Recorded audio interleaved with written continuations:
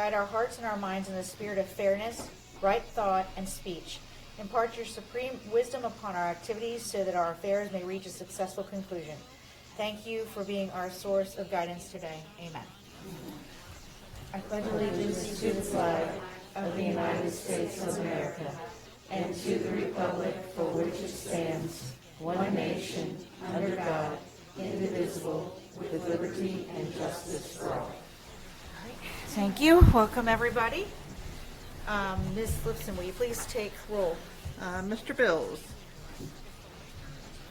Mr. Kennedy. Here. Mr. Ringo. Here. Ms. Dover. Here. Mr. Thompson. Here. Ms. Wadsworth. Here. And Mayor Jansen. Here. We have quorum. All right, thank you. Everyone should have gotten a copy of the minutes from the February 18th special council meeting. Is there any discussion or changes or corrections that need to be made? Otherwise, a motion to approve. Motion to approve. Do I have a second? Second. Any discussion? All those in favor? Aye. Any opposed? All right, thank you. Also, minutes of the March 11th caucus meeting were sent to you. If there's any changes, discussion, or correction?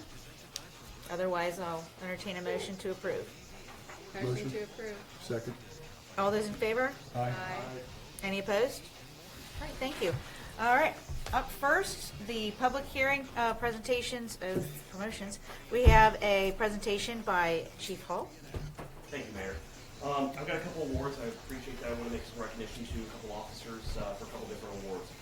The first one is presented by the governor himself for the Governor's Award for 2025 Impaired Driving Enforcement. This is in recognition for outstanding efforts for keeping our roadways safe from impaired drivers, and that was awarded to Officer Nico Chiquinelli.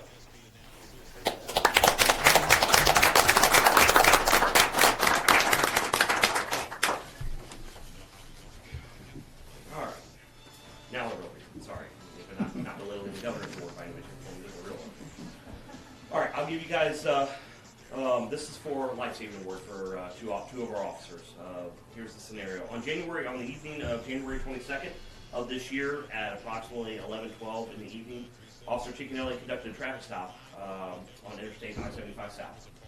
During the investigation, during the approach of the car, Officer Chiquinelli observed that the occupants were actually attempting to locate a hospital because there was a 1.5-year-old in the rear of the vehicle suffering from a seizure. Officer Snyder, who then assisted Officer Chiquinelli on the traffic stop, immediately removed the child from the mother who was holding the child. The child was going in and out of consciousness. Officers contacted dispatch, requested a squad to respond to the scene immediately.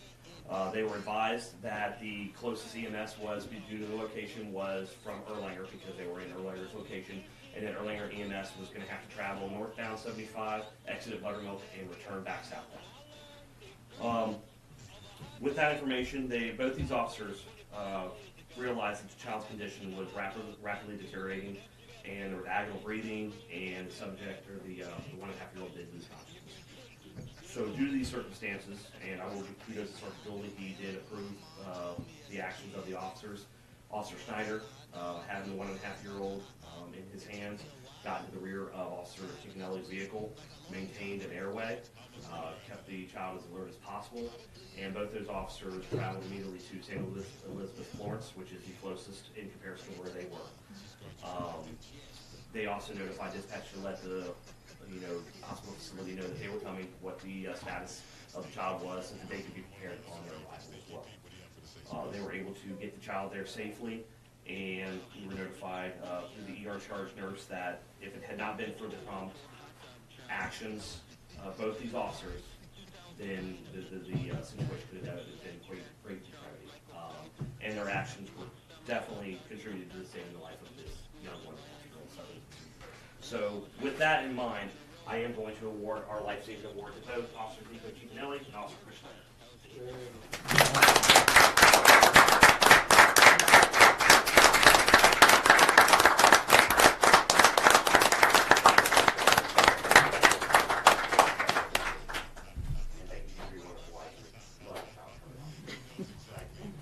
Oh, look at his, oh, he's so cute. Chief Hall, I think the little guy really wanted an award.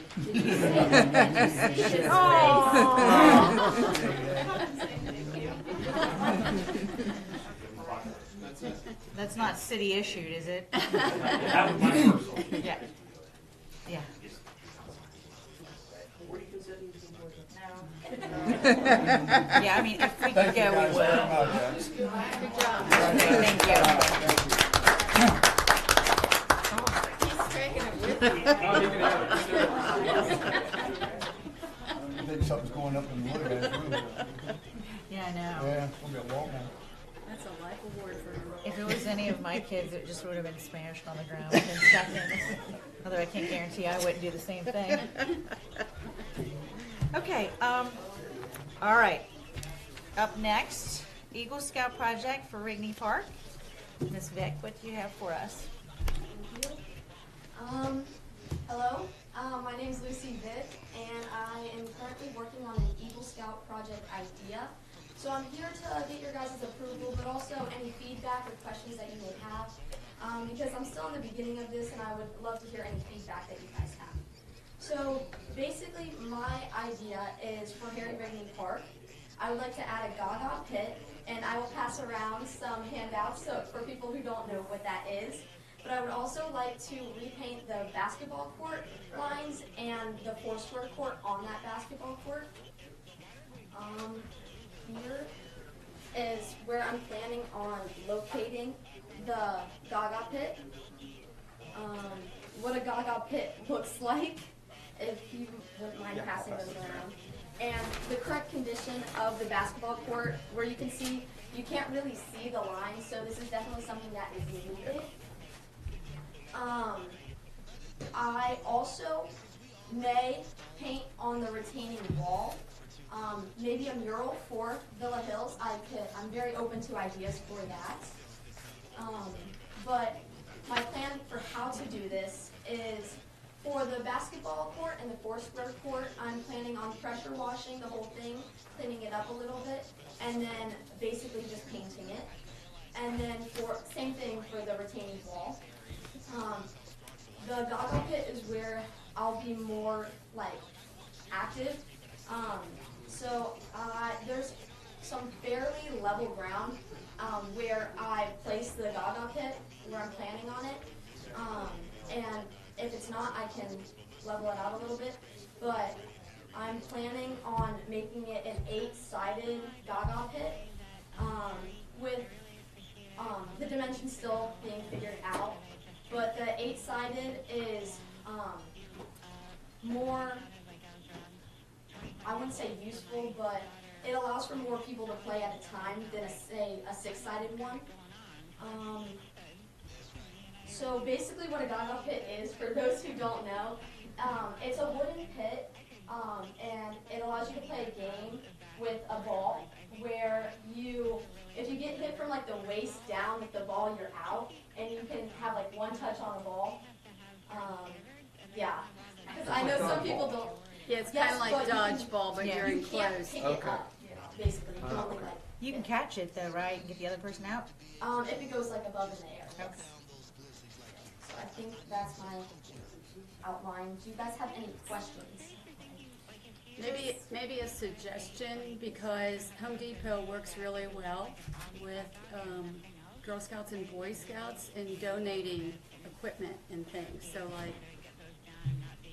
the Gaga pit, I know you're going to need wood Yes. and paint. When I was the principal at St. Joe's, they gave me lots of stuff for free. And I know part of the Eagle Scout is you have to go out and try to fundraise or somehow get other groups involved to help you with your project. And Lowe's does the same thing. And you may have already known that, but I'm just telling you that's available. Thank you. You're welcome. And out of curiosity, how many sides is the one at Villa? I don't know. I was talking to our resource officer about that. He's going to get me the dimensions for that, because I may mirror it off of that one, because that one has worked really well for the students at Villa. I'm, out there at recess duty, and I've never noticed how many sides. I so- believe it's it's either 8 or 10. Okay, that makes sense. And I will say, just being a witness to recesses a week when it's outside, the kids absolutely love it. It's just a good, active in a game, you have to be tough, so it's not for adults. And, but they love it. There's always a crowd. And if they're not playing, they're standing around waiting to get in. So it's a nice thing. And just for reference, Rigney Park is back behind some of the houses on, is it Hacienda? Okay. It's kind of tucked away in there. Isn't it kind of down? That It's a one. little over that direction. Yeah, yeah. And if you need contacts at Home Depot, I have them, Okay, thank you. so. What's troop are you with? I'm with Troop 1 in Florence. What made you pick our city? I used to live back in this neighborhood in the new homes, and I didn't even know this park existed when I lived here. That's one of the downfalls of that part. Yeah, but I think this could definitely bring some more interest to the park. And also, currently I live in Crescent Springs. I've just lived in this area my whole life. I think some advertisement when it's done would be great. We could put it on the Villa Hills website and just get some notice out that way. 'Cause, you know, I think you're right, that is the issue. People don't really know it's there, and it maybe would draw kids from other neighborhoods here in the city. Isn't that just about our only other fun park besides the Crescent Springs one? Parking's our issue over there. That's the biggest problem. Yeah. It's great for the locale people, but it's difficult because there's no parking. And people, some of the people don't like people Well, parking in front that's of their homes and that. right, there's scooters Yeah, and everything that's these days, kids what will I- get there. Yeah, I've seen lots of scooter kids, including my sister. She scooters around here too. Oh, she's one of those. She's one of You my found one. I just found it. That's all right. Her sister is one of the seventh grade students. She's a little adorable firecracker. How close are you to your Eagle Scout? I'm currently working on this, so I just have to do my That'll be it? project and like one merit badge, and that's it. Good. Congratulations. Thank you. Is this, or would this, or could this, be any problems in the church as far as insurance, We have insurance Yeah. on the property. Yeah, we're insured with KLC. no matter what they put in? Correct. Any other questions? Good luck. Yeah, Great job. thank you. I guess you got our permission is what you're asking for, right? Yes, thank you. Yeah. If you have any questions, just let us know. You've got a good person to work with, who's Absolutely. And you don't have to stay either. yeah. I mean, if you want, you're more than welcome. I mean, you sat through one already, I don't. I got kids off practice. There you go. Thank you. Thank you. All right, so before you do your report, I just wanted to jump in, and this is really my report. There's only one thing. I just want to recognize Craig Bowman. He was named Northern Kentucky City County Manager of the Year. Congratulations.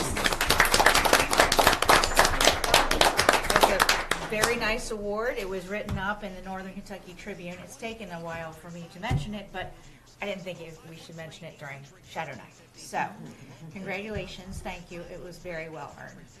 Yeah, congratulations. We're lucky to have you. Yep. Well, see, it was like a segue. I gave it an opportunity to warm up. I should have drawn it out a little bit longer.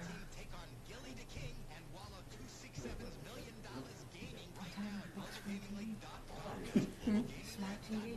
Smart like that? No, it was smart. Good evening, everybody. Well, we had 1,168 calls for service in comparison to our cities around us for the month of February. For non-dispatched calls, for all calls, 39% were in Villa Hills and 61% were in Crescent Springs, whereas with just our dispatch calls, 42% were in Villa Hills and 58% were in Crescent Springs. We documented and investigated 9 crimes, investigated 20 traffic collisions, 78 citations were issued, 132 warnings were given. We did not have any incident reports, which I think that might be the first in my entire career for the month. We had 4 domestic reports and 1 e-crisis report. There's our month. That's our where our citations were issued. Again, show you where the traffic citations, the warnings, everything we're getting were issued, as well as our arrest. February 2026 traffic collisions. We actually had a breakdown. A couple different locations had the highest amount, and it broke down into 50% of our crashes. There were 3 on I-75 South. There were 3 on Amsterdam itself. 3 on Buttermilk. And what I do with that, as far as Buttermilk, those are locations that aren't necessarily in a given intersection. So they're along different parts of Buttermilk. And then we had 3 that were in the intersection of Anderson and Buttermilk. That seems to be our obvious common spot. And here is the map that's provided as such. Sergeant Lucas and his criminal investigation. A lot of the month was spent continuing to issue out new subpoenas. We got some more information that came back, going over some other charges, putting forth a couple warrants and waiting for some of those warrants to be served as well. So he continues to stay busy as well. He did respond out with the Kent County Arson Investigation Team to Erlanger, and that was found to be an accidental fire due to wiring. I apologize, all congested here. For our training for the month for the department, we focused on chapters 21.1 through 21.4, which covers all of our vehicle operations, which does include our pursuit operations, our take-home fleet as such. We have videos, roll call training, and things like that we go over. There are a couple different Department of Criminal Justice trainings that Officer Bullard and Officer Snyder went to. One was leadership as behavior, one was interviews and interrogation. Sergeant Black attended Kentucky PCIS for a course, and then obviously we have Sergeant Gurley with the K9 training. Speaking of the K9, he's credited with 1 deployment, 1 arrest and 1 charge, and 0 no-break apprehensions. The 1 deployment was in a narcotics search. Just so you guys know, Sergeant Gurley had 11 total hours of training. He had just submitted his packet to NAPWADA, which is the National American Police Work Dog Association, which is where Onyx is certified through. This is where he is actually applying to be a certified trainer so that he can train other dogs. He would be the first in Kentucky to be a certified trainer. So it was a lot of hard work that he's had to put through, big old packets of all of his trainings throughout the numerous years that he's obviously been a K9 handler, different check marks that they all require. So he in June will go to the national conference where he has to take a written test, and then they have an interview panel as well. So not only has he had to do the work, obviously out on the road, and be able to show that he knows what he's doing with his own canine, but obviously being a certified trainer is a big deal because they will be able to certify other area dogs after receiving that certification. So, and that just kind of keeps the collaboration between our city and all the other agencies with their canines to have a great working canine, relationship with them. So, I wish him nothing but best luck, and I hope to report back in July of successful. Overtime. Just like we worked all those, I believe it was 34 and a half hours. 34 and a half hours of overtime. 14 hours was in court, 4 hours for investigation, 3 for late calls. We had 9 hours in shift coverage, and then 4.5 hours in TI Simulator, which is the simulator provided by the Kentucky League of Cities for us to go and basically a scenario, big screen projector, and us to go through these different scenarios where to use a 4th application and things like that. So, and we have to justify our actions, but it is something that KLC has the equipment. Sergeant Black and Officer Kalura are certified instructors of it. We send it to that conference every year, so we're able to benefit from that training. That KLC provides the equipment. Sergeant Black and Officer Kalura are able to provide the training. That is my monthly for February 26th. Yeah. Would you tell me how many calls for service we have again, I-25? For the month, we had 1,168 total. Okay, I did have that. Thank you. Any others from the council? What? Remind me, we've talked about this several times. When are we looking to have Onyx? When is Onyx likely going to retire? So Onyx is 9 years old right now, and Getting up there. he is absolutely. So the idea would be that Officer Dooley would let me know about 6 months before he's ready to fully retire. Okay. We're slow. You can obviously see his numbers have slowed down. We're kind of focusing more on him not tracking as much and doing just a narcotics dog. And that's just because that can establish the longevity of the dog because he's not tracking. He's not having to do the bite. He's still trained, he's still certifying it, but we're just not utilizing him as much for those purposes. So ideally, you probably look within the next fiscal year. I think I actually was talking to Mr. Bowman about having money set aside next fiscal year. Not this one that we're coming into. 27, 28? That's correct. Okay. That's what we'll be looking to. But to be quite honest with you, I look for most of those funds to be either through asset forfeiture, through donations, through getting the dog donated through. I know the Commonwealth Attorney Rob Sanders has been donating the pup. And as far as the training goes, the hope is that we'll have a certified trainer to be able to train the dog as well, to train the handler and the dog. So a lot of the cost will be minimal in comparison to what we did over the original cost. If that makes sense. Yep. There's a question. Yes, ma'am. I just had a question. I was just wondering if he's certified to train other dogs, would he be doing that, and would that be down one police officer through our area? No. If he's out training dogs? So no, the way that they do that is they have a training day built into their schedule that they do twice a month. So they would do all that training during that time frame. A couple quick questions. So you are gonna have a safety night in August? That is the plan, yes, ma'am. Okay. We've gotten a couple people already. Yeah, I had a couple people ask. Yep, So, and yep. then, what's the status on the new hires? Oh, I forgot to mention that. Bryce DeMuzio is our newest hire. He will be going. He started today. He will go to the academy starting in May, and with a planned graduation date in November. He is not, because of his age, because the way that the state law reads now is that you have to be at least 20 years of age to go to the academy, but you have to be 21 years of age to graduate the academy. So he is 20 and a half right now. He is a very, out of all the interviews and all the applicants that we had as far as, he is a shining star. And I look forward to him being here with us for a very long time. He's excited. He did, again, start today. So once he turns 21, while he's in the academy, we'll have him back here and get him sworn in properly in front of council and everything like that. But he is, so you'll see him, he's basically just doing a professional ride-along right now, because the closest academy time frame that I could get him in is May. But in order to get him in May, I had to go ahead and hire him to get him on the books. So, and DOCDT has done a fantastic job of actually getting that time frame down. If you guys remember, we talked about probably about a year and a half ago, it was up to 10-month waiting period. And they are down now to between 6 and 7 weeks. So they've done a fantastic job on their end. So it's not such a hit on us and agencies to be paying for somebody to basically sit and seat.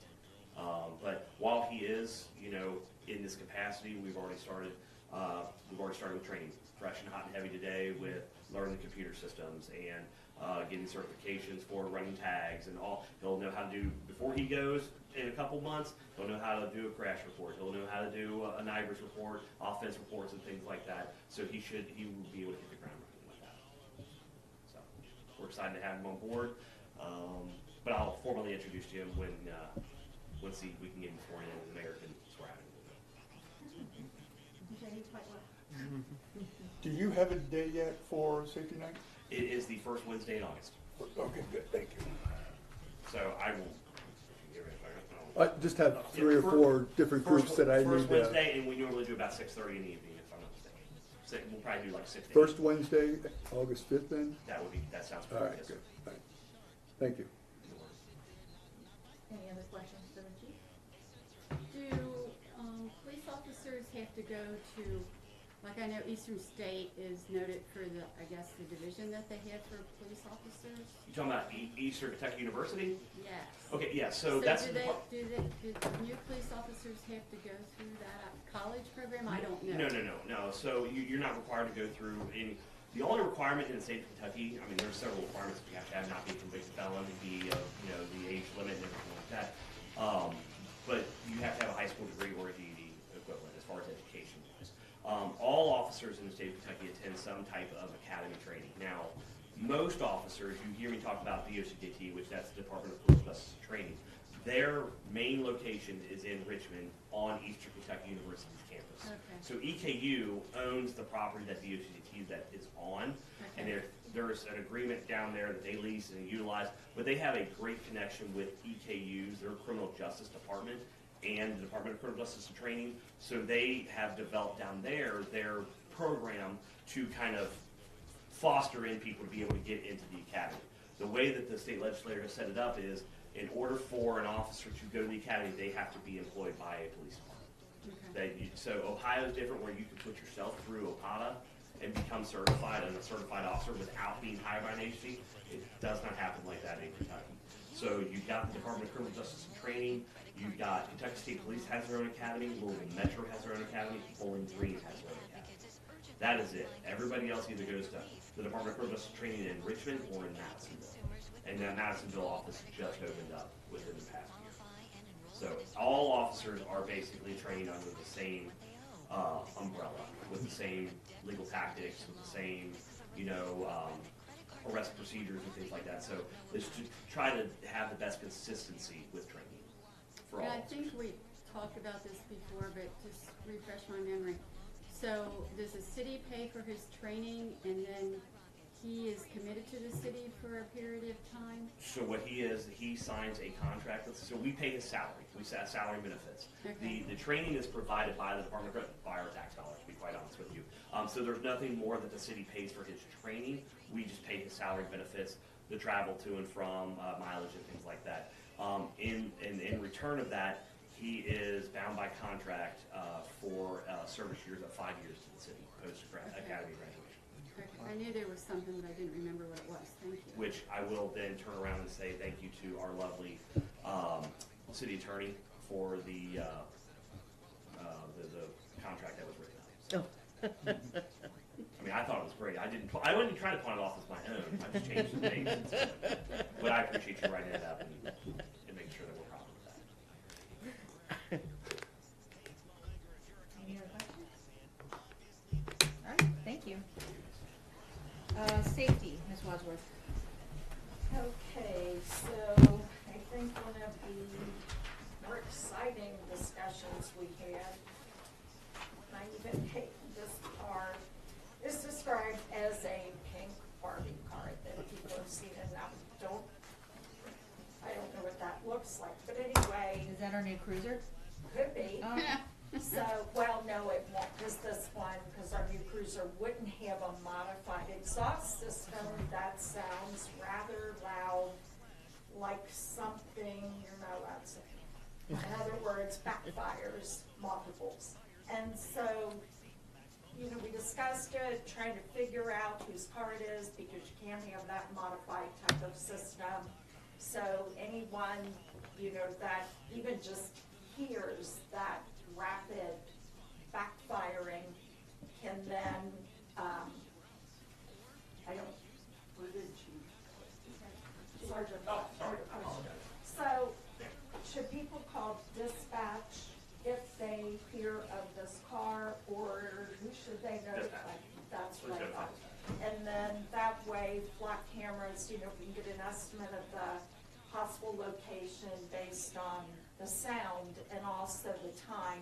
Then the flock cameras can be used to hopefully, there aren't many pink Barbie cars out there, but then the officers can pay a visit and let that person know that's illegal and you can't have that kind of, adaptation to an exhaust system. is that a resident or is it somebody who just comes through? We're not really sure. Not sure. And is it the same area all the time? Like what area? I hear it on Amsterdam. Yeah, it comes up Amsterdam. A friend of mine posted something on the Villa Hills community thing today, I think, it was talking about some loud cars going down Amsterdam Road between Collins and River Ridge or something like that. And I don't know if it's worse at night or just a couple kids drag racing, or you don't know anything. Haven't had any kids drag racing in my shape or form. There is one that we have cited recently, obviously. The charge for that is inadequate silencer. Basically, somebody that's modified their existing exhaust to be too loud. Yes, we have a noise ordinance violation, but that would be a city ordinance, and that would be a city citation. And it's one of those where it's better to charge somebody in a district court. A little bit more penalties are a little bit stiffer than the city ordinance. A lot of times with the ordinances like that, or the ordinance with the violations such as an inadequate silencer, it's not up to us, the owner or registered owner, or the violator, to produce a receipt of either the vehicle being fixed or that it was repaired or whatever, and that charge will be dismissed by the district court. That's not up to us. We don't make that. That's up to the district court. No. 10:30 at night, I can hear them from Deerfield coming. What would you plan for? Is this a paint car or those lights are pink? The way it was described to me was like a pink Barbie car. Barbie car. Because I've seen a purple one with sort of pink lights. Makes a lot of noise. Well, and the noise itself, I think, is one thing, but this one distinctly is backfiring multiple, like, rounds of backfires, so it sounds scary for many others.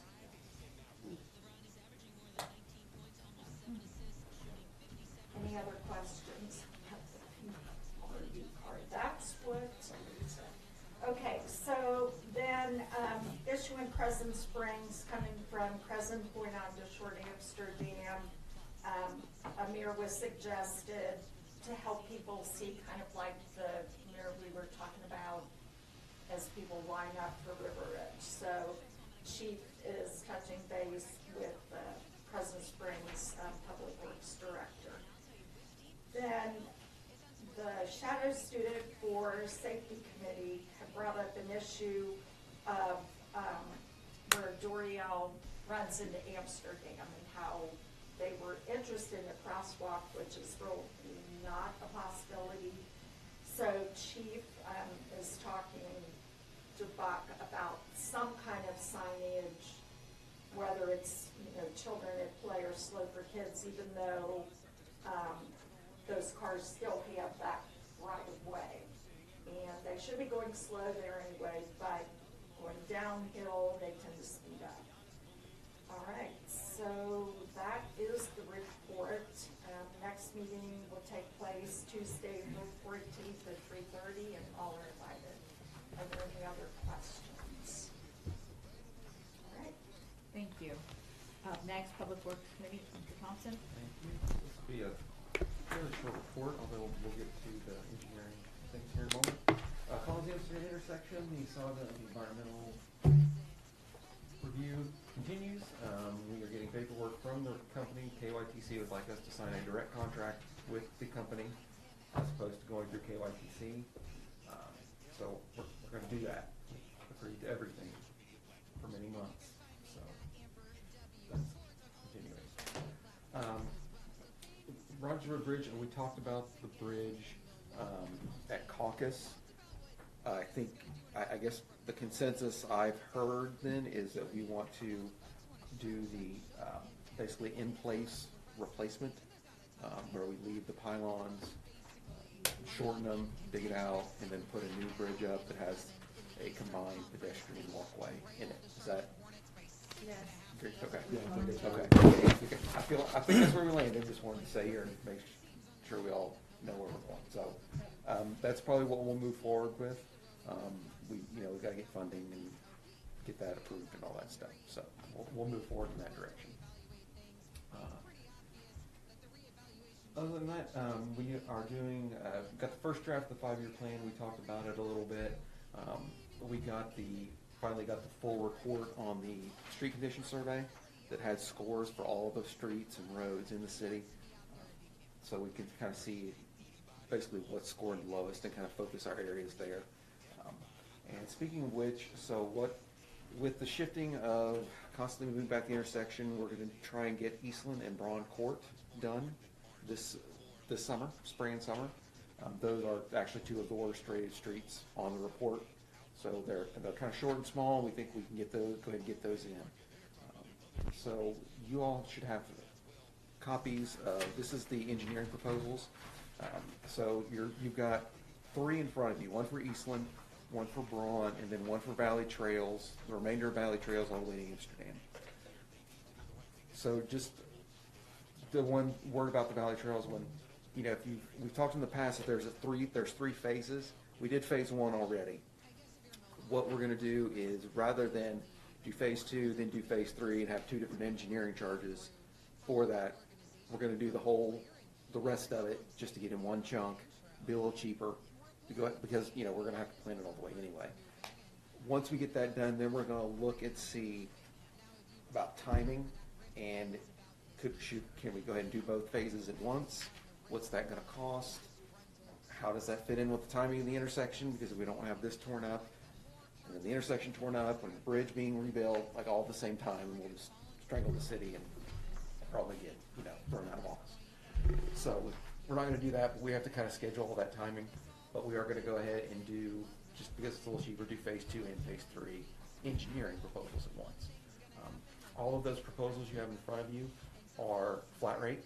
That is what it's gonna cost. If they discover more things they need to go over, then they just have to eat that cost. There's not gonna be any surprise surcharges on the engineering proposals. So any questions about those? And I'm gonna basically ask for a motion for each one to accept them, and we can tell Compass to continue. So. I should have probably asked this question when you were talking about the bridge. The attorneys are gonna work on finding out the land that we don't know who owns. Yes, That's yes, because- already being looked at. Yes, right? they're. Right, Yeah. and I've talked to Shelby about looking at that, so. Okay. Is that on the agenda for tonight for discussion? The bridge or the, Potential executive session? Is that what that's about? I don't, I wasn't planning on addressing that. the bridge. Yeah, we don't know Oh, who. there's another one? No, I always have that on. Oh, okay. For potential All right, I discussion. thought maybe we had it tonight. Okay. Okay. Yeah, so those, just so you all understand, we own, where the Rogers Road Bridge is down here, we own the land on this side. Then the other side, it's all woods. The plot, the registered owner is deceased, and we're trying to find who owns it now. So we can see about acquiring it, because we're gonna have to encroach on it when we do work on that bridge, so. We're researching that to figure out who it is, so we can have a conversation with them. They may not even realize they know them. There's been no taxes paid on it, is there, in years or something? Yeah, it hasn't been, yeah, so we're looking into that.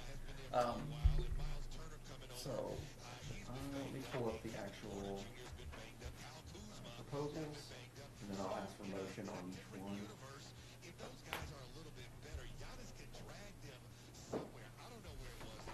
I'm assuming the committee recommended all three of them. Yes, yes, we're gonna try and get in, like I said, get in Eastland and Braun, this year, since we've got an open session, and then they are two of the worst scoring ones on that report, so. Okay, so the first one, I wanna ask for a motion that we accept the engineering proposal for Braun Court in the amount of $57,421.06. I'll second. So you made the motion, or Yes. looking for a motion? I'll make a motion. I guess I said that wrong, but yes, I will make the motion. So we have a second, and all those in favor? Aye. Any opposed? All right. All right, the next one. Correct number. I will make a motion that we accept the engineering proposal for Valley Trails Phase 2 and 3 in the amount of $131,759. Second. All those in favor? Aye. Any opposed? Thank you. And finally, I will make a motion to accept the engineering proposal for Eastland in the amount of $107,043. Second. All those in favor? Aye. Any opposed? All right, thank you. Thank you. That is all I have. I have a question about Meadowwood. Yes. I mean, I know that it's really bad. It's getting worse and worse, and I know that we're not gonna do anything until it's done. Do we think the construction is done? Because I don't really see big trucks going back there Well, anymore. funny enough, actually, we were having this same discussion at Public Works Committee of how close they are. Yeah. And there's still several plots back there that have not been built on yet. Do you know if it's in like, have they been bought or anything? Well, possibly. Funny enough, and actually a couple days later, Craig forwarded me an email from Mike Daly over at Crescent Springs, basically asking the question that they're down to the last street. Oh. Would we be interested in Going- looking at doing it? Sweet. You know, we had a conversation, it's probably been 3 years ago now, you and I talked, and we were both in it. In principle, we're like, yeah, look, we should get together and do something Yeah. when we want to do that, when we get there. Right. We'll see how close they are, because he was talking maybe doing it next fiscal. If they're done, then we can definitely look into that, but I don't, poor as that street is, and we talk about this at every public works committee, we don't want to fix it and then still have construction going across it, and then it'll just tear it right back up. Right. So, and I think the other thing for us is in looking at the street survey report, I forget the name of it, there's a little street that's right off Meadowwood there. Part of it is in our territory, it scores really poorly too. So we'll go ahead and get that little. Is it my street? No, it starts with. Wood Hill? Wood Hill, yes. that's it. Wood Hill? Yeah, it's that entrance piece. Yeah, I there. don't think we own much of Wood Hill. No, it's not very much, but there's a little bit that's ours, and it scores really poorly, so we'll include that when we do that. So I'm gonna respond to Mr. Daly and say, are you really close to being done? If you are, because whether it's this fiscal, next fiscal after, whatever, we definitely wanna partner with them, because that's gonna be the cheapest of both cities. Yeah. If we come together and hire one contractor to do the whole stretch. Well, So- and I think that's gonna get a lot of traffic when Oh, we yeah. close Collins and Amsterdam. Oh, yeah. That's gonna be busy, busy, busy. Yeah. Are we going full depth on Yes, Meadowwood? absolutely. Meadowwood, yes. Yeah, it's, an overlay is not gonna cut it. No, So, mm-mm. no, it's, there's dirt coming up. But how often, you guys are out fixing it today, aren't you? Every 3 days. Every 3 days? Oh my gosh. Yeah. Yeah. I asked Mr. Daly to try and find out how many foundations still have yet to be dug out and poured back in, because that's really where That's where the big equipment big comes in. equipment is. And their section of Meadowwood is newer than ours, is put in obviously well after our section originally went in. And so they're probably looking more at an overlay than they are a full depth replacement like we are in our section. Yeah. So there's some of that we need to work through, because I think they're ready to go on an overlay, and we're like, yeah, we're a full depth replacement. Yeah. And so there's a little bit bigger chunk for us, so. Right. Okay, thank you.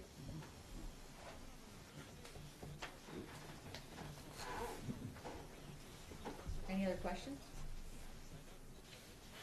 All right, thank you. Public Works Director, Mr. Yelton? Good evening, everybody. So we're slowly coming out of winter.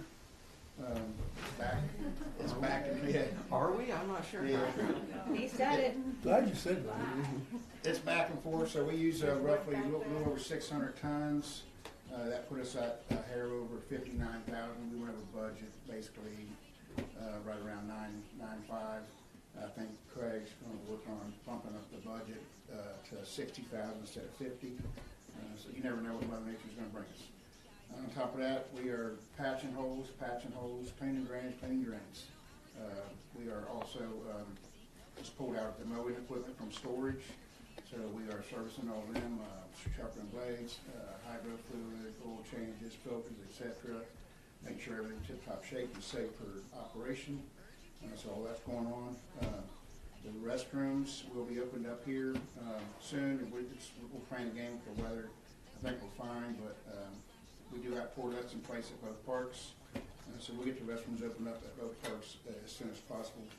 Some of the AED defibrillators are in place. We are still working on one, and that'll happen hopefully here real soon. Working with the fire chief and our chief. On top of that, field maintenance will be coming up onto that for fertilization, blowing out the irrigation. On top of the irrigation, we'll be getting the islands and the cities' irrigations all grown out and ready for this summer, after spring. Training, Corey Shaw and Matt Chavo went to Kentucky League of City for the safety conference, which is a big thing. Well deserved. They did a great job. They go quite often. They learn a lot. I think it helps the city for insurance purposes, saves us money. So I'm glad they go, and good job on them too. On top of that, the Garden Club, I thank them for everything they do. And Wayne Slusher is officially started. He was out dragging today, and he's just happy as go lucky. So everything's running good on our half, and no issues unless you all have any comments. Thank you. Thank you. All right, Finance Committee, we do not have minutes, correct? No, Okay. no, I'm not. I mean, I can report what we talked about. Yeah, I mean, Yeah, I mean, we just had preliminary discussions about the budget. We did talk a little bit more about the sustainability account that we talked about at caucus. We're going to be kind of writing that up in legal language and getting it for review, and then we'll come before you. Well, that seemed like a longer meeting than that. Yeah, there was more. Yeah, I blame Jen. Yeah, we don't have minutes. All right, admin committee, Mr. We did not meet this month. Rec?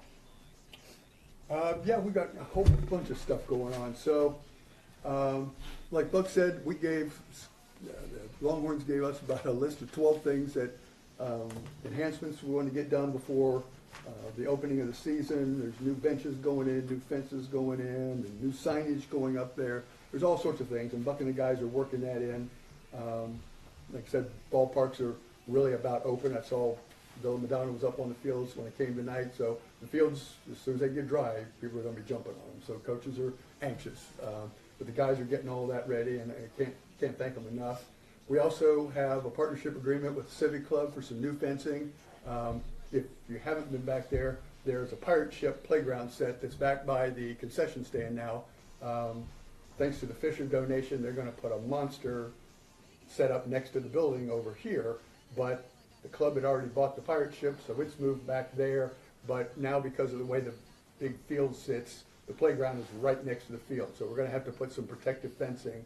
And what we're going to do is we're going to do a half and half basis. It's about a $9,000 job total. But Buck's going to get all the equipment from R&M Fencing, and then they're going to do the work to rip out about 100 feet down the third base line, put all new fencing in, which we're going to pay for because that's our fencing and needs to be done.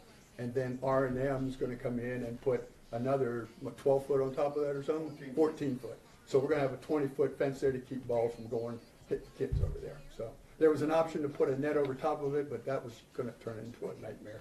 Everything would get caught up and everybody would make a job of putting stuff on top of it. So, but anyway, Buck and the guys are really going to town right now to get all this stuff ready.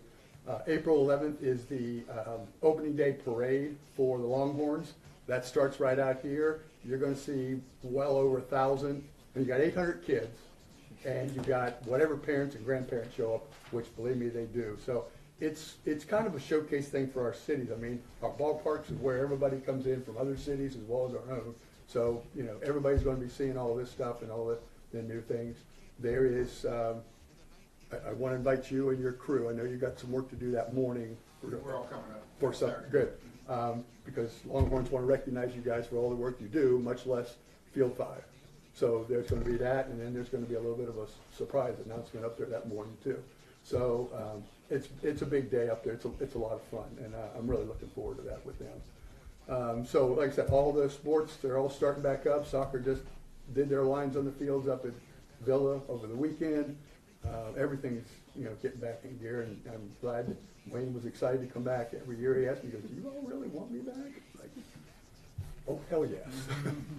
He's the man. He really takes care of us up there. So one other thing I wanted to tell you, I'll make everybody aware of, is there is an organization. I don't know. Do you remember what the name of it is? The guys that are exercise / there is an organization that came to us and has used other locations. Huh? F3NKY. Okay, F3NKY. They use a lot of locations around northern Kentucky, and they ask to use our ball fields in the morning. They usually get up there as soon as sun rises. They do exercises together as a group. They pray, they meditate, they do all these things, but they wear shirts so that people will ask who this is, what's up, why so early. We've given them permission. We thought it was a good thing to do with the space we have, and they're not bothering anybody for that time of day. Police has been aware of it, so if any calls come in, and they can also, keep their eyes on it to make sure everything's okay. So I want you all to know about that as well. Other than that, play ball. What time is the Longhorns? It's 10 o'clock. It starts at 10 o'clock. Okay. But you better get up here early if you think you're going to get a parking spot. April the 11th, correct? Saturday, April 11th, and it starts at 10 o'clock. Is there going to be media covering? Have y'all reached out, to? Oh, the Longhorns do. The Rosie Red's going to be here, and Mr. Red may be here as well. And Longhorns really know what they're doing. They're on top of all this stuff. Scott, are they gonna have a signage for that field being dedicated to someone? That Do you know will, of, or we? that could be the surprise of the morning. Right. Right. Okay, cool. We will have a new field named up there. Field looks great. You guys did a great job. May I ask a question? When you talk about fields, are you talking about the Madonna fields or these? Both. clubs? Well, so a lot of what I told you about tonight is all happened up here. That's where the investment's been here the last couple of years. Not only the new ball field, Our fields, both of them? they are, we lease both of them. So we lease from the Civic Club and we lease from the Sisters in the Monster. Right. So we're just getting them all ready for all the activity that goes on. And it's a lot of activity. A lot of activity. And that F3NKY, they're looking at either of those? They asked for both. Okay. And I gave them permission for both after, as long as Chief had some things that he wanted them to do, and they came back and said, basically, we do that. So there'll be signage up so that they know, people walking by or driving by will know who's up there, and they will have their shirts so, it looks like an organized event.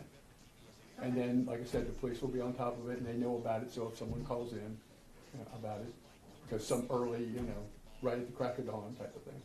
So But they, will they be on like the Villa soccer fields and things I think they like wanted to be in the that? parking lots more than anything, Okay. where they want to It's do it, just but they may curious. creep into the grass, depending on what kind of exercises or, they do. Okay, so, and you're saying like before sunset, so they shouldn't be No, running sunrise. around- I mean sunrise. It's so right they after sun, right as the shouldn't sun's be- coming up, they're gonna be there. So they shouldn't be in any way in contact with school kids? No, then? no, they shouldn't at all, right. All right, thank you. Fire Authority? Fire Authority met this past Monday night. Financials were approved by the board. Our finance chairman appreciates Villa Hills coming through with their check because we would not have been able to make payroll this week. So appreciate you guys cutting the check. We have audit RFPs out to 7 firms. Have not heard from anybody back yet for our annual audit, but they have to the end of this month. So we're still waiting for those.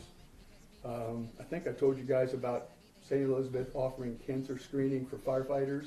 Well, the fire department itself, not the fire authority, has agreed to fund screenings themselves out of pocket for all of their members. So I thought that was great of them to step up for their membership and to pay for that. So they are going to take care of that. One of the things I'm going to talk budget for next year, and even though we haven't even read this year's budget, I need you guys to be well aware of what's happening and where it's going. I'm not going to let this beat drop throughout the year, but I want you to be up to speed with what's going on. The budget that we have proposed before you in our current major budget for the city is going to cover the overtime that we've been dealing with for this past year. So it's all built into this budget, okay? What we've all come to realize, and it came to a head at this past Monday's meeting, is it's unsustainable. So what I've told you happened is we get call outs all the time. We've had some bad luck. There was 6 people out with flu in 1 week. Okay, that's gonna happen, and you have to make arrangements for overtime in that. But you can't just have a block of $25,000 a month for overtime because you can't get people to come in. Our part-time workers are almost to the person 100% employed by another fire department. And we had a study from the Firefighters Association of Northern Kentucky in 2024 that said in the next 5 years, which we're in right now, we're going to be short 179 firefighters. Well, we're there. Okay, we can't get them. Nobody can get them. So what happens is they get a Tuesday night. They told by their boss in Newport, "You got to work tomorrow. It's mandatory overtime." Well, all of a sudden, then we're Short. and it's only you can only pay overtime, right? The overtime, you just can't operate continually on that basis. So what the board has decided and directed Chief Went to do is to come back with unlimited creative proposals where we're going to go. And I mean, some of the things I want to throw out to you is what you may end up hearing is we may give bonuses to hire people. We may give recruiting rewards to people, $1,000 if you bring us a member that actually goes to school or hires on, we're gonna run the gamut. The other thing I wanted to make you aware of, I know I've told you different points in time, we have 2 cities out of the 10 that Jeff sent me recruiting posters for out in the market that are paying over $100,000. We're at 75. Where unfortunately those 2 make up 20%. The other 80%, we are either at the low end all the way up to about 90,000. So we're anywhere from $10,000 to $15,000 short today per man of what other cities are paying. So we're looking at, we may have to revamp the payroll to be able to retain people. We've already, and what are we in, a year and a half of this now, full time? We've already lost 4 people that we had to replace. So that's 4 out of 10 right They there. went to other departments. Yeah, because the pay was higher. And we have some of them that said, you match this pay and I'll come back. Right. But, I mean, let's face it, it's all about the wallet, and people need a wallet. You can't ask people to turn down like 5 figures. Yeah, I mean, right, and those cities are throwing them out there. The highest one I saw was 104,000.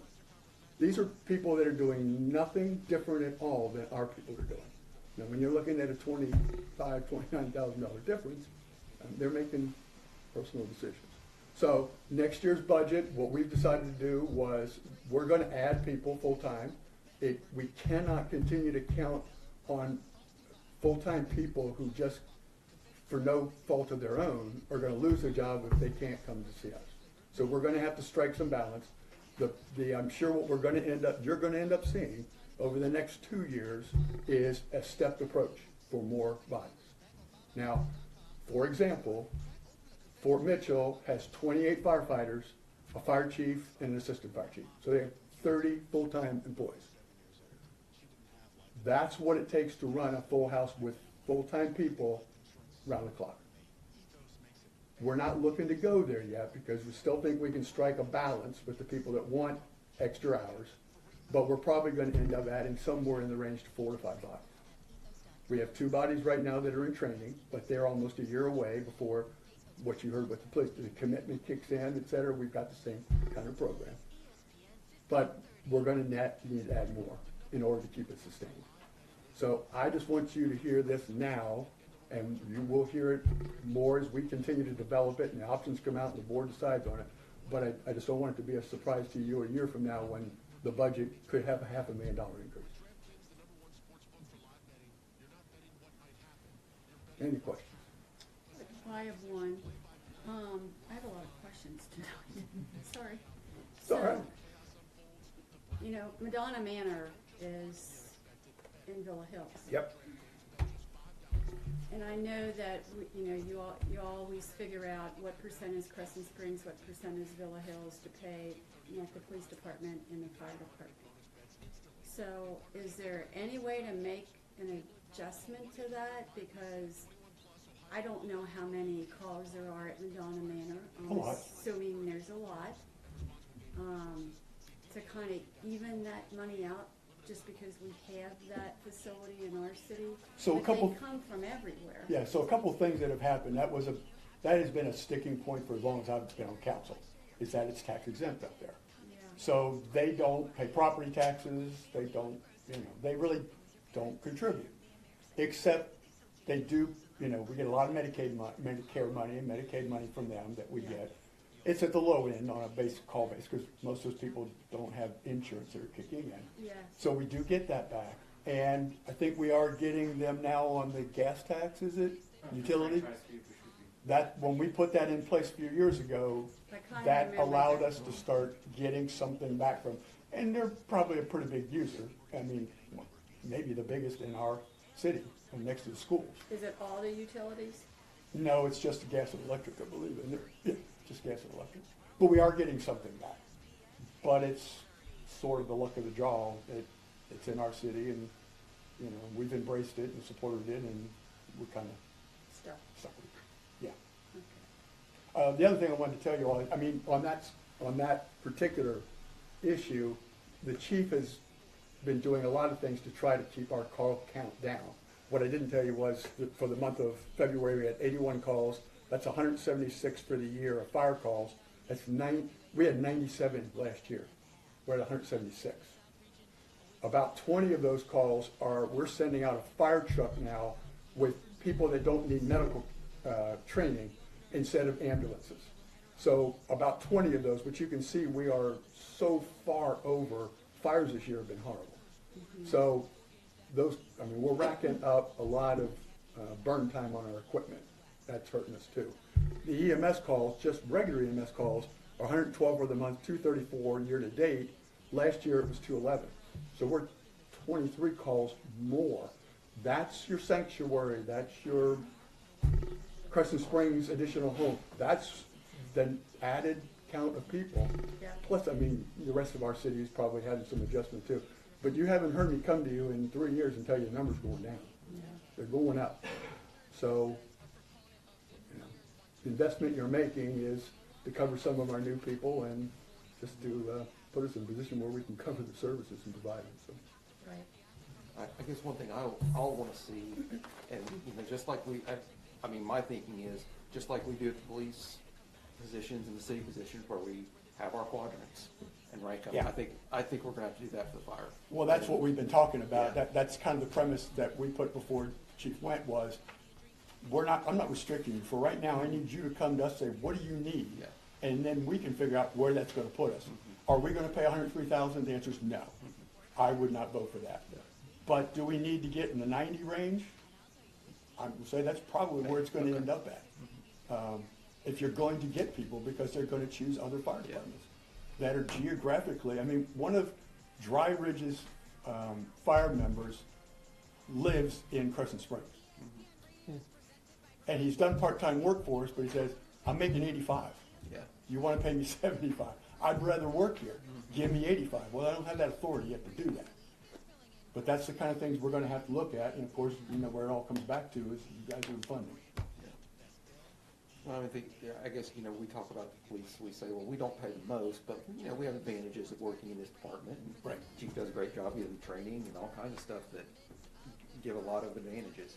And, I mean, I think we do the same thing, fire department. So we're not gonna, you know, we can't compete with Newport and Erlanger. I mean, we just can't. Erlanger's right up there at 96,000, Yeah, I I think. mean, you know, and we're not gonna try, but we could do other stuff too. But we do need to get the pay competitive. You've got to get in the ballpark. That's the key. Yeah. And we're not in the ballpark. Even, like I said, 18 months ago, we came to you with 75,000. It's not palatable anymore. Yeah. It's just Well, I not mean, what the market's. We're gonna be chasing this every year. Right. So. Right. So, anyway, thank you. Any other questions? All right, thank you. City Attorney. Stuart? I do not have a report for tonight. Who owns that property down there? Oh, about the contract. So, yeah. We have to So- go to executive session. So the contract was, actually what Chief was talking about, is that what you were talking No, about? he's talking about the bridge. He Oh, is the who bridge. owns the property. We're working on that. Seth just wants to read them. I can get accused of calling these, man. Thank you. City Clerk. The only thing I have is just letting you all know that Anna will be here in my place next month, because I'll be at training, so. Nothing else. City Administrator, Mr. Miller. Thank you, Your Honor, and I do sincerely appreciate the acknowledgement of my peers blessing me with Administrator of the Year award last year. Been in this business for a very long time, and to have all the people who have worked with you for years and know you and know what you do really well, but also know where you fall down, still take that into consideration and honor you. I just can't explain how humbling that is. On a different note, I do want to make the public aware that there is a project going on Amsterdam Road that will close a lane of traffic in the morning and early afternoons. Marathon Oil is doing some scoping work on the old jet fuel pipeline that used to run from Trans-Montane on River Road to the airport. And back in the heyday when the airport was Delta's hub with Conair, The barges would actually offload jet fuel at Transmontane, and they would send it to the airport through this pipeline. The pipeline has been disconnected in several locations due to building projects over the last several decades. And Marathon has been hired to evaluate the condition of the remaining parts. This will be a several weeks long project, and it is going to snarl traffic on Amsterdam. Even though we already know traffic on Amsterdam is already snarled, it'll add a new wrinkle. They are fully aware of the traffic problems around River Ridge. We've had several conversations with them about that, so is the school, and they are supposed to have that lane open by the time school ends, so that it doesn't negatively impact as much as it can, pick up for school. So if you see a bunch of equipment on Amsterdam from Lauren towards Deerfield, that's what that is. So they're doing this project. I mean, when the sanctuary went in, that was a major disruption to the pipeline. What's their goal? They have not told us, and nor are they Okay, required. so I'm just gonna assume you're spending a bunch of money to see what the state of the pipeline is. You're thinking about reconnecting a line between point A and point B. I would think so, yes. Well, how are they gonna get from the sister's property back over to some connected Sure. point? In order to get permission to remove the remnants of the pipeline at the time, the new development had to provide an easement through the subdivision, and it is there. The sanctuary? I did not know that. I thought that was a dead soldier when sanctuary went in. Okay. Is that like dangerous to be moving? I wouldn't want it under my house. Oh, no, it's definitely not gonna be under house. It's not nowhere near under house. There is actually It'll property move that, through- a straight it'll line move- of, It'll move through open space. wow. And if, I can show you where that open space is. All right. Like above ground? Yeah. No, it'll be No, underground. it's underground. But like, But not it's near. by house. Yeah, Well, it's, it's it gonna is be by near houses. houses, but like, We just hope there's not a eruption. yeah. Well, remember, it not only, it went through the field when it was before, but it went through other homes Right. down the Yeah. line, Yes. all the way down the hill and back up to the airport. Right. But it's kind of like outside Caroline.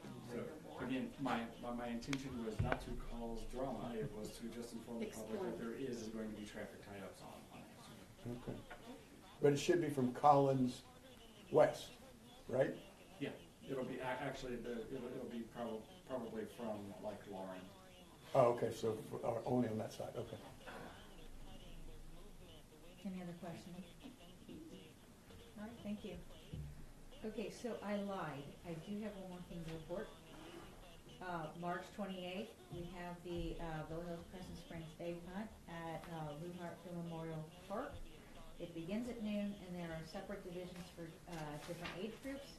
The Easter Bunny will be there to take pictures, and all the kids are welcome. That's it. So let's move on to legislation. Okay, you have a couple items of legislation on for tonight. The first item you have is second reading and approval of draft ordinance 2026A, an ordinance of the City of Villa Hills in Kenton County, Kentucky, amending Table 4.01, Sections 4.05 and 10.05, and Table 10.1, Article 14 of the Villa Hills zoning code regarding qualified manufactured homes. And this is to bring the code in line with the state statute and to clarify some clerical errors, or fix some clerical errors, I should say. Yeah, my committee's already talked about this, and I'll make a motion to approve the ordinance. Do I have a second? Any discussion? This is required, isn't it? It's required. It is required. Ms. Lipson, will you please take roll? Mr. Thompson, you want to make a Yes. second? Okay. Ms. Dever? Yes. Mr. Thompson? Yes. Mr. Kennedy? Yes. Mr. Ringo? Yep. And Ms. Wadsworth? Yes. Your second item of legislation is second reading and approval of draft ordinance 2026B, an ordinance of the City of Villa Hills in Kenton County, amending the budget and adjusting revenue and expenses in the general fund. And this is to amend the current year budget to provide an additional $180,000 to the fire authority per Mr. Ringo's report for the unscheduled overtime and to pay off the loan in June. Also, it adds $9,000 to the admin budget to cover increase in administrative fees, and also an adjustment to the TIF transfer. Any questions or discussion? Yeah, we talked about the speed limit, which was the part of the, making sure the fire department was funded for this year. So, I'll make a motion. I'll second. Mr. Ringo? Yes. Mr. Thompson? Yes. Ms. Jover? Yes. Mr. Kennedy? Yes. Ms. Wadsworth? Yes. Your final item of legislation is discussion and approval of draft resolution 2026-D. This is a resolution of the City of Villa Hills in Kenton County approving the city's participation in an interlocal cooperation agreement with Campbell County, Kenton County, and other cities located in those counties in order to form the Northern Kentucky SWAT unit, and authorizing the mayor to execute the interlocal agreement and any subsequent amendments for the SWAT unit. Just by way of background, Villa Hills has already been a participant in this in the SWAT venture. It has been mostly a Kenton County venture, and then recently it expanded to Campbell County, and now the Campbell County cities. And so in order to allow them to participate in SWAT, a new interlocal agreement was circulated for signature by the respective cities. I mean, I have been in discussion with the attorney for for Kenton County, the assistant Kenton County attorney and Campbell County attorneys, and they are working on updating bylaws and procedures and protocols for the SWAT unit now that it's become a bigger entity. So there may be some more amendments to this coming forward, maybe in the next, as it grows. So. On a parliamentary procedural note, this replaces the municipal order that was tabled at Shadow Night. And the only substantive change is it authorizes the mayor to sign subsequent amendments. So Chief, adding these extra counties and cities, we're very fortunate that we really don't use SWAT very often, right? This really just makes it more efficient and probably cheaper.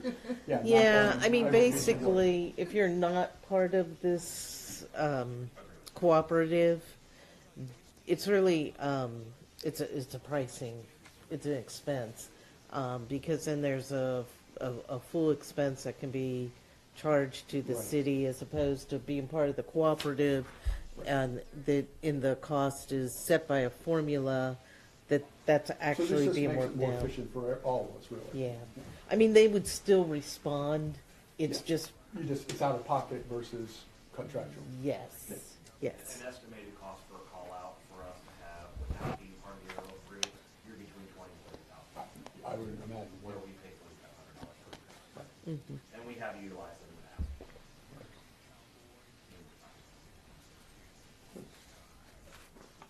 Any other questions or discussion? Do I have a motion to approve? Motion to approve. Second. All those in favor? Aye. Any opposed? All right, thank you. And that's the end of legislation. Moving on, is there any old business that anybody would like to discuss? I think this might be old business. So last fall, I reached out to the person who's in charge of, I don't know exactly what his title was, but anyway, he had to do with River Ridge's parking problem. So he promised me, because we've been there many times, he promised me that in March, they were gonna start constructing the parking, that queue that's gonna go around the back of the building. So I can report on that on Monday when I was there, there's big equipment in there moving dirt and other stuff.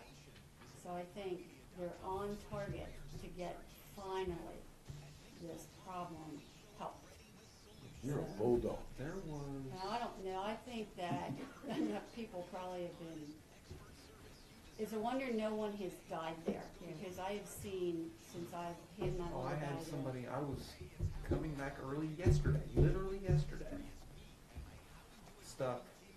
I just caught the end of it right at Lauren, and somebody decided to just go on from Lauren Yes. Drive, and lo and behold, they get 6 cars up, here's a truck coming, and it's like, and they had a little They meeting played there, or chicken. like, who's gonna move? Yep, there's been several times when I picked up the little guy that I thought I was gonna lose my life, because the ones coming from Prospect Point parked there to try to get into the school. So when you're trying to get out, you can't see Yeah. in any direction if there's a car coming, so you can get out. Yeah, and to piggyback on what you're saying, so we got this email from KCPC, the Kent County Planning Commission. March 30th, they're gonna have a special meeting that includes a facilities review of this parking, of the new drive. When is this? It's March 30th, 2026 at 6:15 p.m.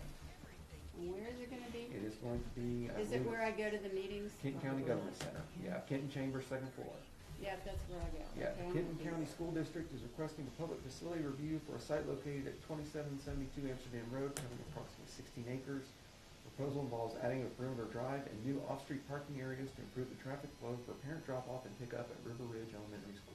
So what's the meeting for if they've already Yeah, started the they've equipment? they're already moving the dirt. This is a public facility review, so I guess a chance for the public.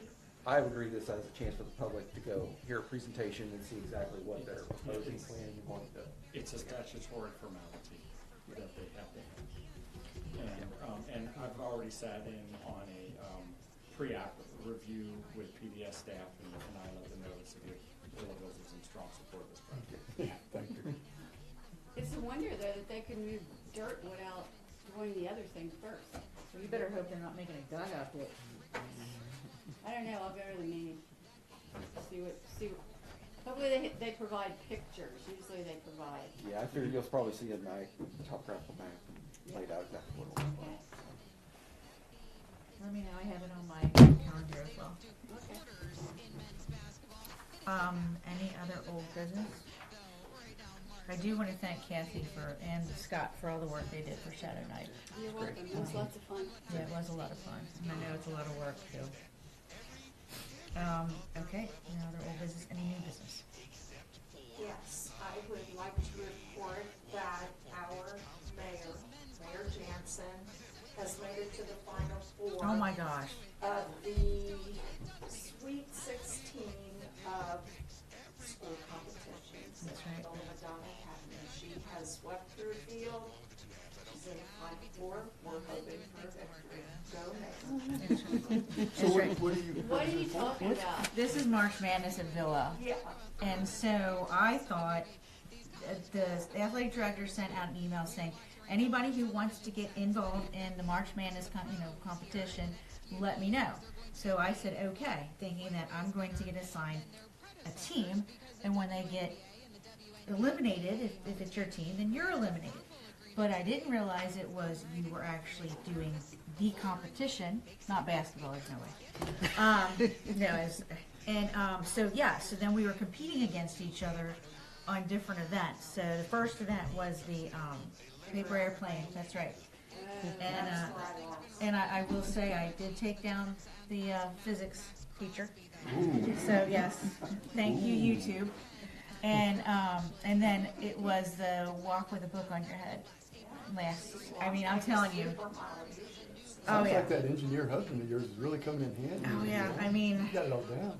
I'm not even sure I told him that I was doing this.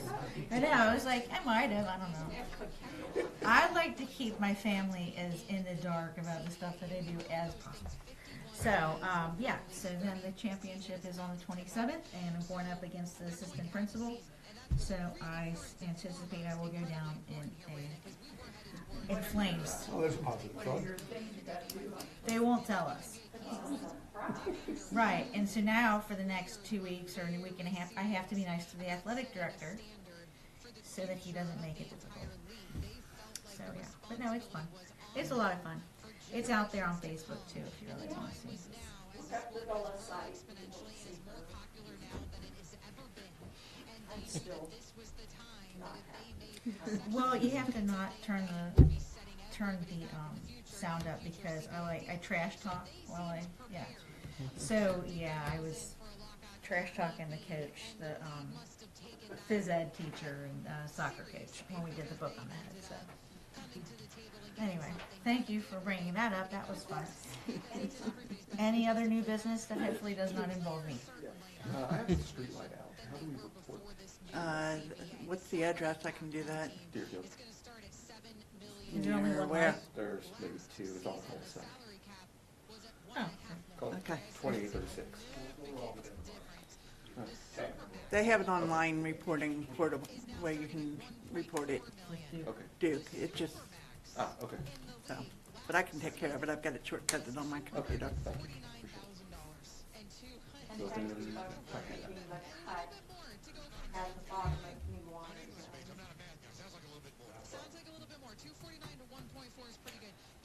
any other new business?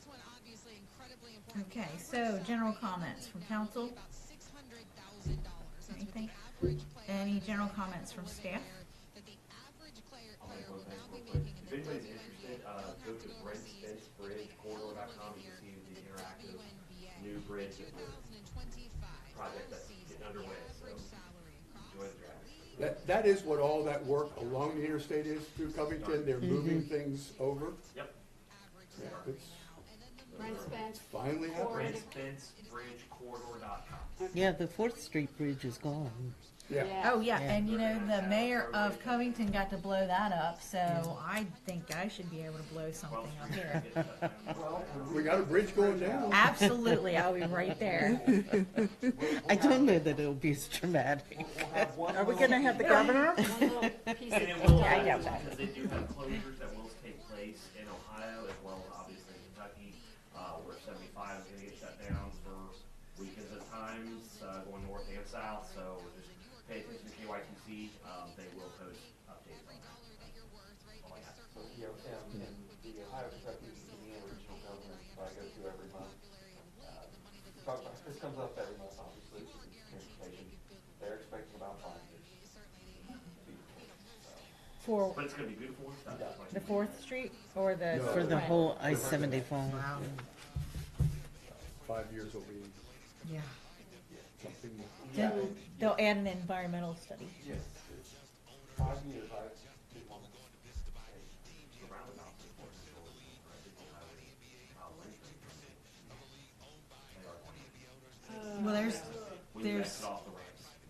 Isn't Dixie gonna have something, even there's, Buttermilk? there's one in Fort Mitchell They're gonna gonna do have something one. in Buttermilk too, right? At some point, that's my Yeah. opinion. Yeah. Well, yeah. Yeah, there's one coming off the expressway or going on the expressway in Fort Mitchell by Highland Cemetery. Yeah, That Kroger there is gonna And be a Cowboy, mess. same thing. yeah. Yeah.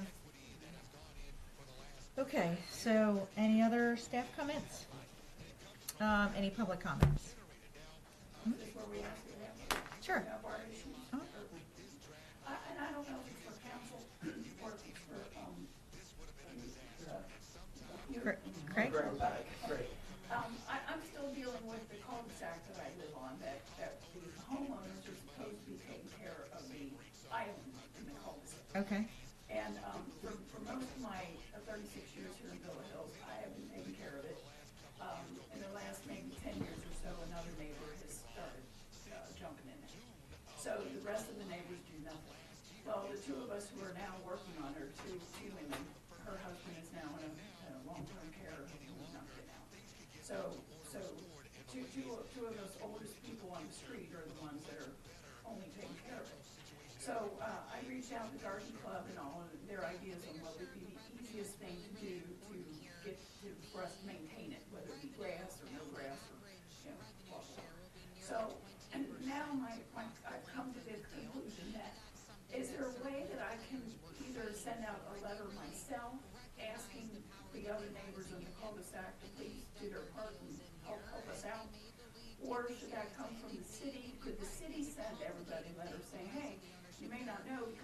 most of the people who are on that cul-de-sac now are new and haven't been there the 36 years that I've been there when the neighbor told me that they take care of it.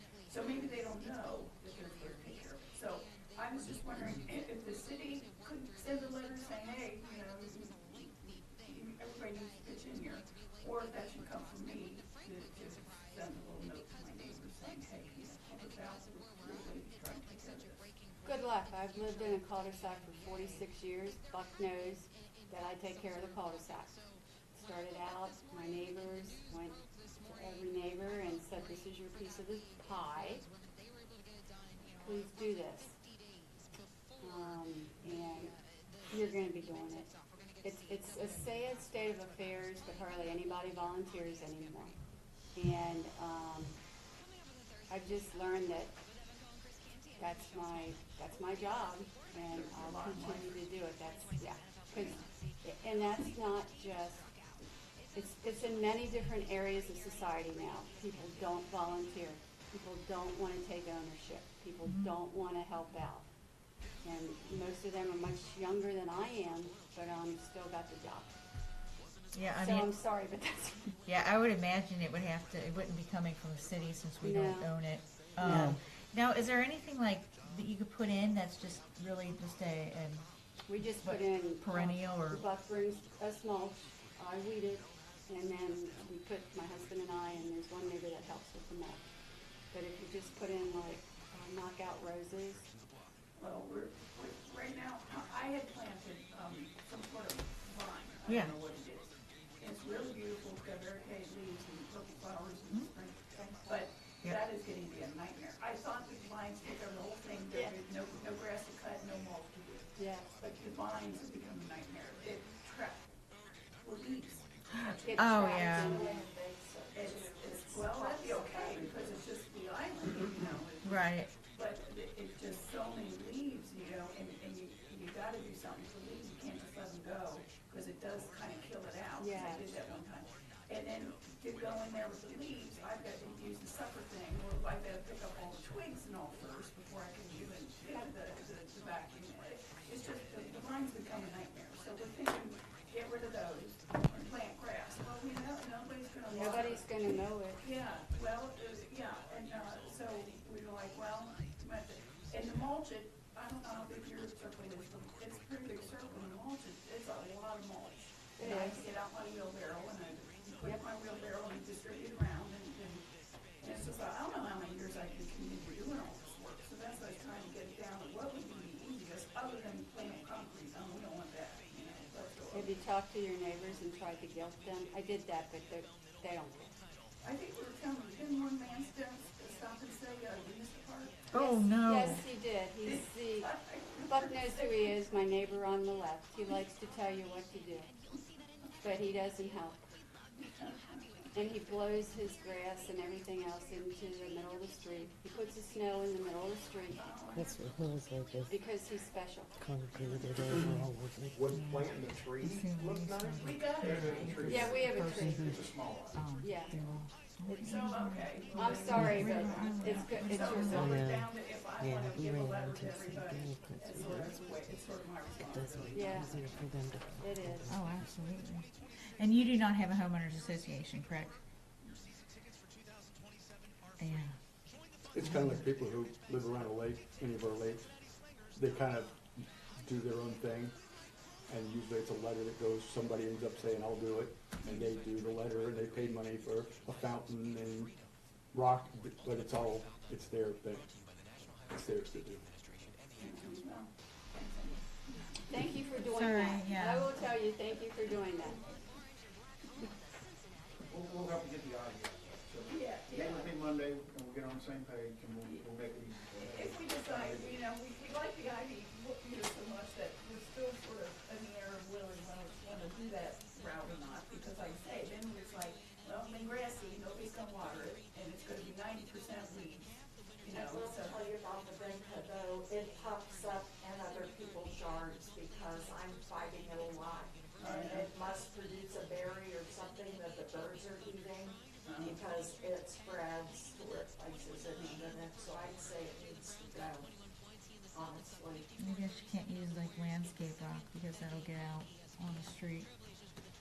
Yeah. There might be some, like a little spreading, steppable succulents. That's Well, the other thing we're thinking about is, if just maybe a hosta here, just a little bit to free it up, but not really be a whole lot of work, So that's the other thing that if we put out signs and it looks just too barren, maybe a little hosta or a little monkey grass or something, one here on there.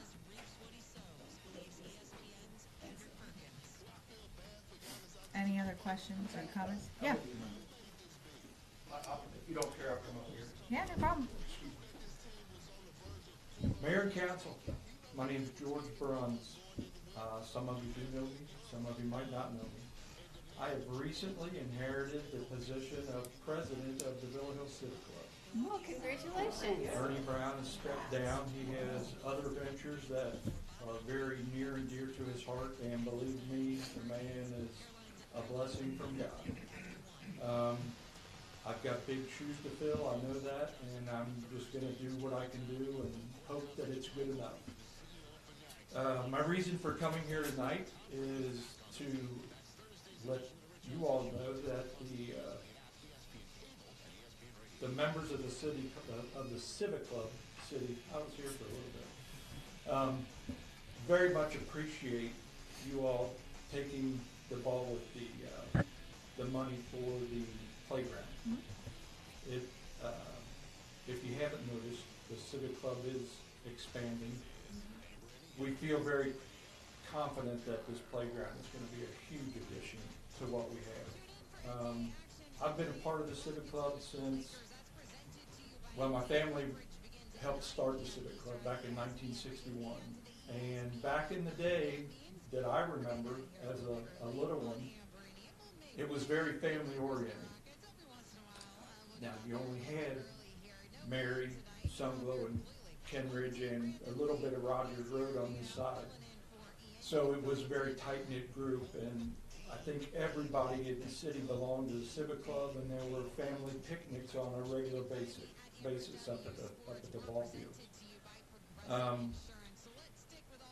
As we sit now, and I told you that we're expanding, we opened in April, late April, right around you were talking earlier about the Longhorn opening day. That's basically the first day that we opened, and then we stayed soft until sometime the first part of May. I was vice president for that whole term, and vice president was in charge of renting the facility. And I will tell you that last year, we had 11 rentals. Now, a couple of those were weddings and, some graduations and different things. Having just stepped into the position of president, I had up until, I continue to right now for the time being until we can get things kind of node out. The rentals have gone 11 last year. Right now, we have 40 rentals. Oh my gosh. Yeah, so we have absolutely, I'm hoping that we don't grow too fast. Right. I had to split up right around graduation time, the end of May, early June. I had to split Saturdays and Sundays into two separate groups, and believe me, they're already full. I fielded 2 calls this morning already for people that wanted dates, so it just keeps rolling. And we've had over 100 new members since we just recently put out an email that we've now got a code on the door to get in. Well, as soon as we locked the door, people decided they wanted to become, they better get their memberships in. So, again, I just want to thank you all. I really think that this playground is going to enhance what we have.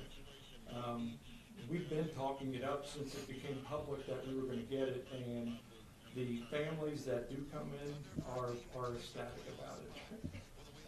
One of the members lives in the sanctuary, and she said that a lot of the sanctuary people are excited because it sounds like this playground is going to be better than the one that they have up there. So I encourage everybody to become members. That's how we do what we do for the most part, other than the donations and the volunteering like you were talking about. There are a few of us that still volunteer for stuff, but it isn't, you're right, it isn't many. But again, my point tonight was to thank you all for everything that you're doing. And we want to continue the partnership with the city and do anything we can to improve the community. Thank you as a volunteer for stepping up. It's a, Yeah. it's a big responsibility. Thank you, George. Stuck in that gear. Yeah. Well, congratulations on the new role, and then I guess you're the person that I get to work with for Shop with a Cop? Absolutely, Awesome. Looking forward to it. we will. That's great. Thank you. I think we've already got it on the calendar. Oh, we do. That is one of the things, if the city has a date or something, I wanted to fill in all of those important things. We have a car show, we have the Fire in the Hills, you know, all these events. I need to get those in before I start taking any of the rentals, because we had a couple conflicts. I wasn't really up on that. We missed out on having a Halloween party, I think, because I booked the club on dates that would typically be the Halloween party. So, yeah, anything anybody wants to do, by all means, please feel free to call. We're wide open and we'll accept and greet you with open arms. That's true. Thank you. And you don't have to live in the city to become a member. Do you have to be a member in order to rent? You have to be a member in order to rent. That's And good. many people fill out their card, and within 30 days, they'll have their event scheduled. And that's all of what, $25? No, it's up to 50. Oh my gosh. Yeah, it A whole did go 50. up. I mean, it does take a lot to run Oh, yeah. what we have. Is it 50 each year? 50 Okay. a year, yeah. Okay. It's an annual, it's a January to December, and unfortunately, it's not prorated. Okay. But if you join in November, that does count for the following year. Oh, okay. Yes, please, again, we can't have enough membership. We had 800 members last year, and that doubled what we typically would have on a good year at the old building. And we are, well, I reported at our last meeting that we had 324, and they just told me yesterday that we have 425 or 6, something like that. So we will grow throughout the year, hopefully. I told you about the graduations. As it turns out, Madonna, or Notre Dame, and Cubcat, and Beechwood are the majority of the graduations. They have absolutely come over and fell in love with the place. So That's great. we are ecstatic, but we're a little nervous about, how quickly, you can't grow too quickly, I think. Is it still free for the 65 and over? We voted on that too, I say we, the board is made up of 5 directors and a treasurer, president, vice president, and secretary. The directors are the ones that actually run a lot of the stuff that goes on, and they decided 2 months ago, I believe, that this will be the last year for the 65-year-old, the golden age members. You're 65, I just turned 65 last month. But that's gonna go away. Everybody's gonna be a full member or an associate member. Full members are those that live in Villa Hills.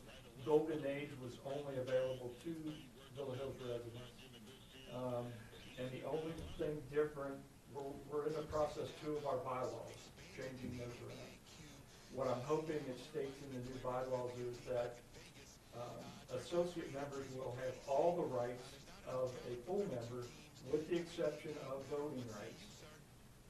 We want to keep our Villa Hills Civic Club a Villa Hills idea. We don't need 15 or 25 people from Fort Mitchell coming over and voting something that Fort Mitchell likes and Villa Hills doesn't like. So there'll always be that little nuance in there. So, but unfortunately, the 65 for free is going to go away. I think most people though, I will tell you, I'm past 65, but we just saw it as a donation. earlier in the year, they told me that there was, I don't remember exactly, right around 100 Golden Age members that had filled out the card. Unfortunately, a lot of Golden Age members don't realize we still need a card filled out, Right. before you be a member, even if it was free. But through those Golden Age members, 100 or so, we had $2,300 donated, which Oh, yeah. they figured as, like you did. A donation? Yeah, it's a donation, so. It's a nice organization. It is, and again, we want to just assure people that we want it to be a family-oriented. It's not the local bar. It is a family place to come, sit out under the pavilion in the summer with your McDonald's and have a nice, snack. Anytime you want to come inside and enjoy, please come inside and enjoy. May I make a suggestion? Absolutely. Right off of the outdoor area, you got the outdoor, which is very nice. The pavilion, yeah. So right off of that, you got that, trash bin, that large, is there any place to move that? We wish there was. That is not a favorite spot for any of us. It's just that Rumpke has said that, that's where they're gonna. Can you plant grasses or something? We have considered doing some kind of screening around it. We're actually looking at about a $23,000 addition to the side of the pavilion with a well-built decorative storage. Because right now, if you look over there, we've got some grills and stuff that are covered with blue tarps. Again, a thorn in our side. That's not very presentable.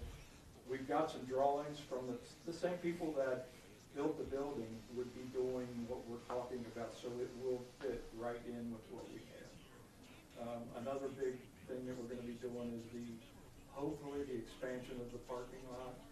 That's, but these projects, it's one of those things we have to save, just like the city, that we have to save for an amount of time unless, like the playground, we get some kind of donation to take care of it. But the parking lot, I'm looking at making that a purpose pavement so that we can keep our stormwater bill Yeah.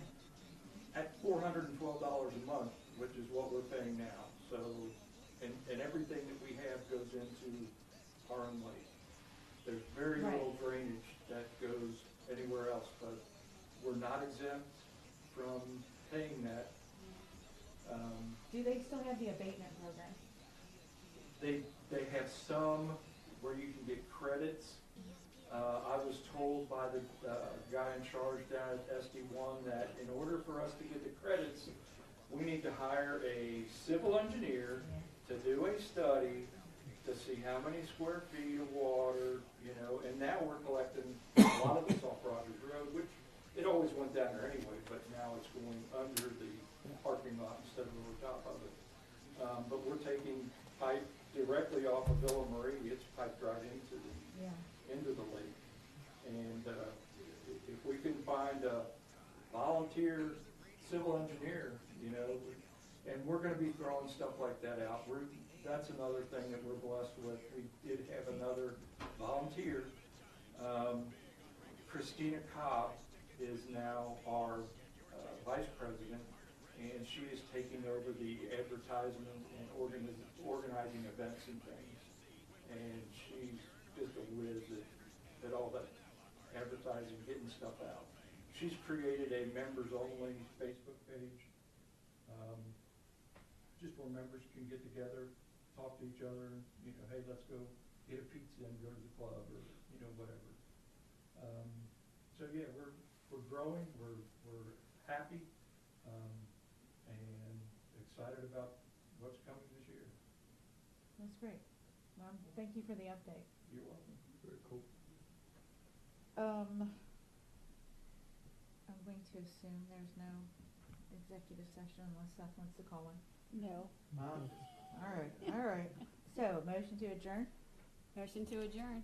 Do I have a second? Second. All those in favor? Aye. Any opposed? Thank you very much. See you next month, if not before. Fine.